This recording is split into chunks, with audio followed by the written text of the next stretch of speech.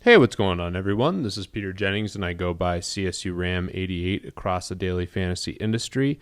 And excited to be back again here at FantasyLabs doing another model preview this week for the divisional round. Actually, one of the best playoff slates that I can remember, and really excited about it. Certainly a lot of really interesting options. And I decided to preview the running back position. And I'm going to be reviewing the position as well as looking at a trend for one of the specific running backs and how you can leverage the trend tool here at FantasyLabs. So taking a look here at the specific model, I went with a pretty normal model. This is definitely centered around a cash game. I weighted Vegas score a little bit more, and I'll show a couple other sliders I think help identify good cash game options. So I have Vegas score at 20 points. I have opponent rating at 15. I have projected points per dollar at 35. So again, these are always a big part of my model, and I think it's really nice here to look at the Vegas score, especially when we have some really high team totals on the slate. I want exposure to those games with the running back in particular.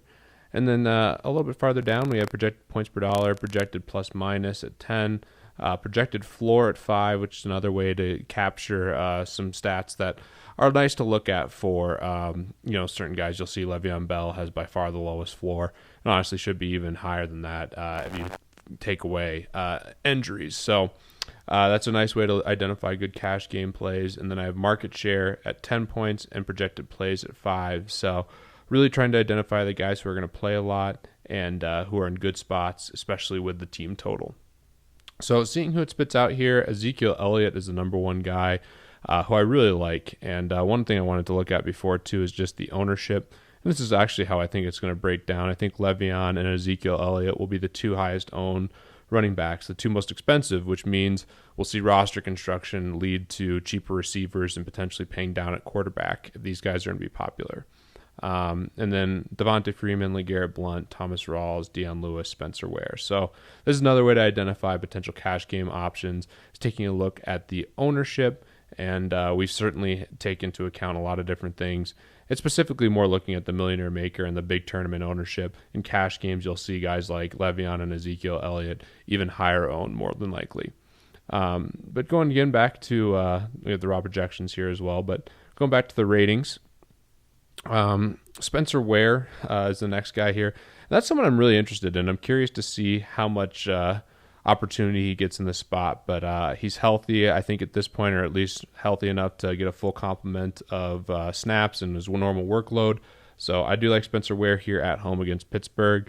Le'Veon Bell at this point is just ridiculous. I mean, his games are just so ridiculous. Every time he touches the ball, he has a chance to make a big play, it seems. He's constantly ripping up really good defenses, and he's really involved in the passing game too. So there's nothing to dislike about him other than the price tag. You have to pay $10.5 for him, which is restrictive in certain lineups. So certainly have to pick and choose your spots where you want Le'Veon, but he's the highest projected player on the slate and comes with very little risk because his workload is so high outside of the obvious injury.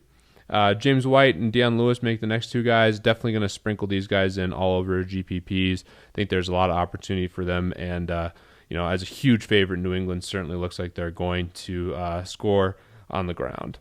Ty Montgomery is the next guy here. I think he makes a lot of sense against Dallas. With Jordy Nelson most likely missing, he'll be involved. And I do think that there's an opportunity for Ty Montgomery to do relatively well in this game. The concern, obviously, is that Dallas holds the football a lot. But Ty Montgomery certainly could be a really nice play this week. And I expect him to be lower owned. We have him at 5 to 8%. So I really like him in tournaments, and you can certainly stack him with Aaron Rodgers. Tevin Coleman, the next on the list. I didn't touch too much on Devonta Freeman, who I think is a fantastic play at only 5,900. But Tevin Coleman's another way to get exposure to this Atlanta team total, and he's a cheap option. So I really like him. I love the whole Atlanta offense. I know Seattle, you normally don't want to target them, but I think this is a really good spot, and I think Seattle's defense is much worse without Earl Thomas. So I do expect Atlanta to be able to move the ball, and I love Tevin Coleman and Devonta Freeman at discounted prices because of the matchup.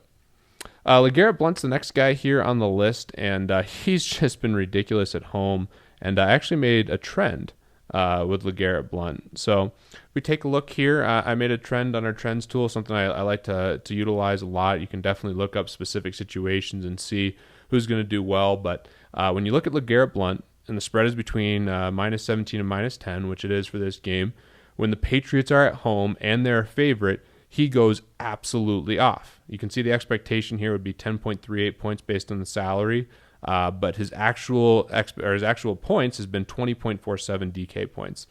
He's been consistent 100% of the time, beating his expectation, and he's just gone off in these spots. So I really like LeGarrette Blount this week. I think he makes a lot of sense on FanDuel as well. DraftKings, the one knock on him is that he doesn't catch the ball as well, and they have Deion Lewis and James White back, but he's the touchdown scorer, and I certainly think he makes a lot of sense.